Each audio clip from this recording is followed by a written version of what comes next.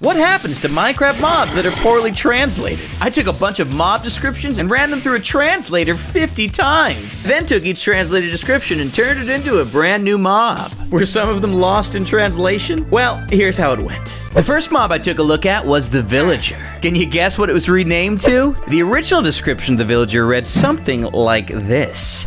And after translation, it turned into Citizen. Not a huge change, but still different. Living in a city, running their business, and multiplying. That'll be fun to play with. Their equipment depends on class and biomass. Players can use greens? Okay, we have a lot to work with. So, after some remodeling and redevelopment, I got this. As you can see, these two are similar, but don't be fooled. The Citizen required some heavy changes. Since the Villager model has its arms bonded together, I removed them and made brand new arms entirely. Otherwise, we'd have an armless Villager Citizen. Anyways, after that, I added an idle animation to make the arm sway and linked each arm to its opposite leg, so it would have a swing animation, just how we swing our opposite arm and leg in real life. I also went ahead and added some nose animation for some extra Citizen flair. Well, let's go see how it turned out.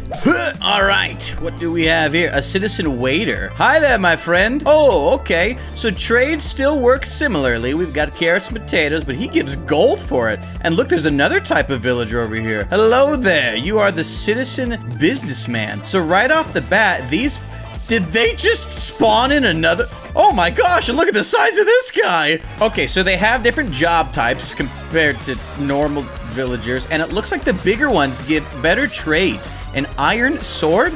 Yes, please. Oh, they're fighting. Right, why don't we, I'm gonna give them a B grade. After seeing the results from the Villager, I decided to translate another friendly mob. One that could also join us on our adventures. The Wolf. The Wolf's original description is summarized as, and like werewolves, these mobs transformed into, okay, depending on how users interact with the balloon? Whoa! It can be designed and displayed in 3 ways. I'm having some ideas. The 3 different ways to display/design can reflect the 3 wolf states. I'm liking this. Big Bad Wolf. It'll have sharp and shiny lips with burning eyebrows. This is a lot to work with. Okay, the wolf was a ton of fun for us to make. While I attached the wolf to a balloon, and please no animals were harmed in the making of this, I made the wolf itself more balloon-like. Because the wolf is displayed in 3 different ways, I thought it'd be cool to have the wolf state reflected by each display. Basically, I made 3 texture variants of the wolf. Come on, let's go check it out. All right, translate wolf and... Whoa! Hello! Always fun to look at. What's more, these wafting wolves can also be tamed and dyed. So check this thing out. We can actually tame one of these little pups, and they will be our new best friend. On top of that, we can actually dye them different colors as well. So we've got a yellow balloon. We've got a blue one, and most importantly, if we dye one of these balloons red, we get Ein, the Big Bad Wolf. Bad news. Help me, yellow balloon. Help me, they're fighting now. Oh, he's angry. Oh, they're all getting mad. One more thing about the wolf. Sorry, the balloon. They hate hunters and predators. With that in mind, I'm gonna afford them a B grade. But speaking of hunters and predators, why don't we check out maybe a spider jockey? So I went ahead and grabbed a description of the spider jockey from the wiki page, and after running it through the translator, it becomes spider jockey. I guess the name didn't translate. It's attached to bones. They are the worst. Armed with arrows and bows. What if they were literally armed with bows? A careful neutral panel is able to attach to walls. I've got some ideas already, so let's get to it. You guys ready? Bam! For this one, I was able to keep the original skeleton model and work with that. I changed the skeleton texture so it was big enough to include the spider texture and then modeled a spider on top of its head. And as for that careful neutral panel, well, you'll just have to see. All right, Spider Jockey. What do we... Whoa! Well, appearance alone, I'm gonna have to give this one an A grade. Look at this thing. It is literally, oh my goodness, and physically attached to bones. What is happening? Well, it makes sense that they can cling to walls. After all, a careful neutral panel is able to attach to walls. And they are literally armed with 2 bows. Wait, I got an idea. Let's bring our friend, see if he likes the new Spider Jockey. Come on, boy, handle business. Look, they are running. All right, this is cool, but I just got an idea. What would another cave mob look like? So here's my thought process. I thought the Spider Jockey looked small like a cave spider. I thought, do I translate a cave spider? But considering it might be similar to the Spider Jockey, I thought, let's just translate something else that comes from caves. A silverfish. So here's the description, which gets run through the translator, beep, beep, boop, boop, and it turns into spots? Whoa! Spots are small groups of enemies hidden in rocks. Pretty similar. Play space to shooting? The purpose is to hurt the player.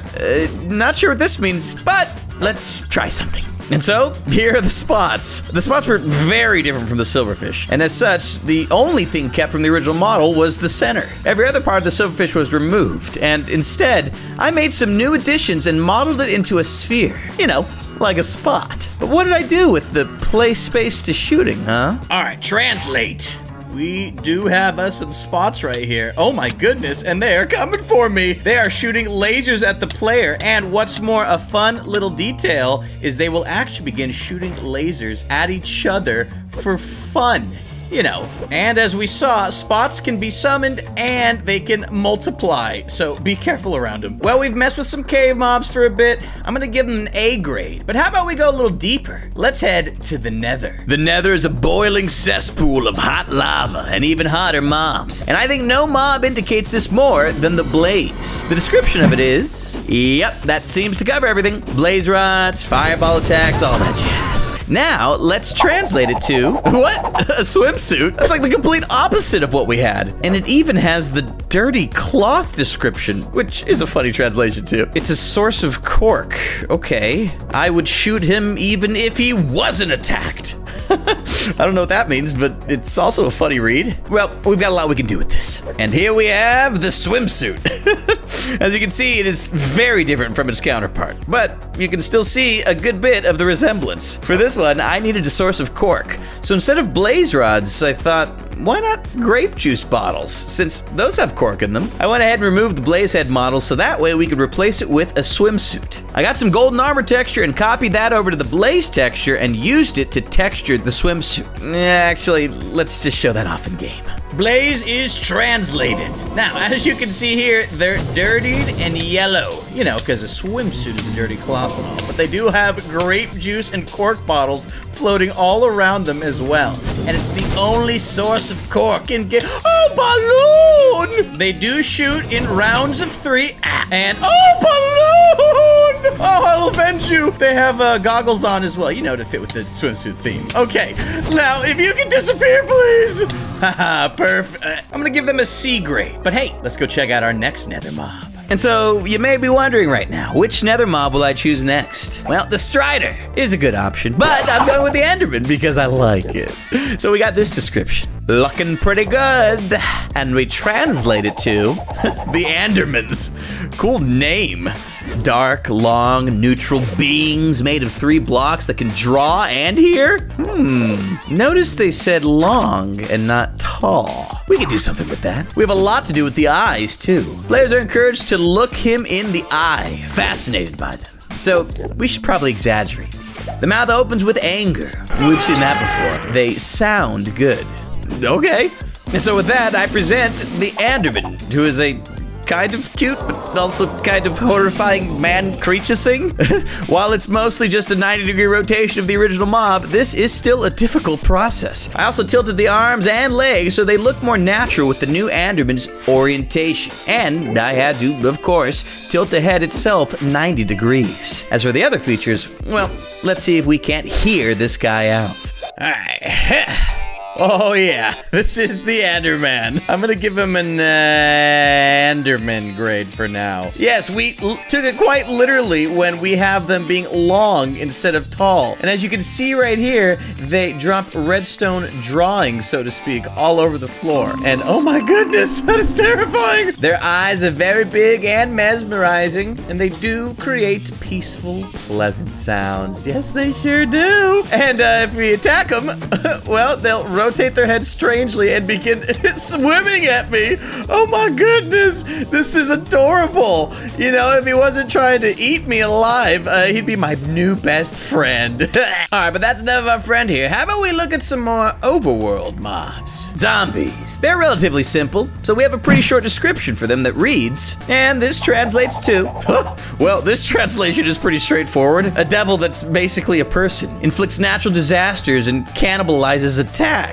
I have a feeling this one's gonna be an easy process. And it was. For this one, all I had to do was retexture the zombie to be completely red. And for some flair, I added some gold details. I also created horn models and a trident, all of which are fiery. This fire could also build into the natural disaster aspect from the translation, which we can show off now. Well, hello there. Oh, they are fast. Oh my goodness.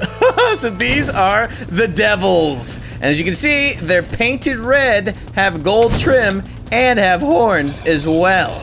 And they can take a lot of hits, and they're also really good at killing me. They also have a flame tornado wildfire ability that looks a lot like a natural disaster. So what I'm gonna do is go into creative mode, and we're gonna spawn in a couple citizens for these devils to follow after. Look at them going nuts, poor thing. Now we gotta be careful because these guys might start duplicating out of control. The easiest way to take out the devils is actually by using splash potions of healing on them. I'm gonna give them a grade of D for devil. But hey, since this didn't quite bring us to the overworld exactly, let's give another overworld mob a try. It was time to translate Minecraft's most iconic mob, the Creeper. It has a surprising amount of features as highlighted by this description. Now, we're all very familiar with these creepy guys, sneaking up on us and destroying our stuff, but there's more to the description. And since there's a good amount of information here, that's room for more potential translation error, which we see here. Okay, so creepers are now vineyards. Vineyard trees? Lightning hits them, increasing explosiveness and giving a bully's head? This is gonna be a fun one. I've got an idea. And so, with that, we have the vineyard. This mob was simple to make, and I'm pretty proud of how it looks. I took an oak log texture and pasted it over the whole creeper. It really emphasizes the whole plant thing. But on top of that, we also have a charged variant. While the normal creeper becomes a supercharged creeper, this one becomes a bull creeper because of that bully's headline. So, what are we waiting for? Let's show off this mob's features. And translate. So check these puppies out. As you can tell, the vineyards here, they look like trees, still capable of blowing up as you know and love them to. Oh boy. They have their particle effects, and if you happen to kill them, you will get a music disc drop. And as mentioned, when hit with lightning, they have bull's heads and will charge at the player. Oh my goodness. Let's check that out again in creative mode though. So look at these puppies. Bull creepers. Oh my goodness. The funniest part of all though, they are still quite afraid of ocelots. Now, while some of these creatures might have been lost in translation, it sure was fun hanging out with these poorly translated mobs. Comment what we should do to mobs next, and I'll see you later.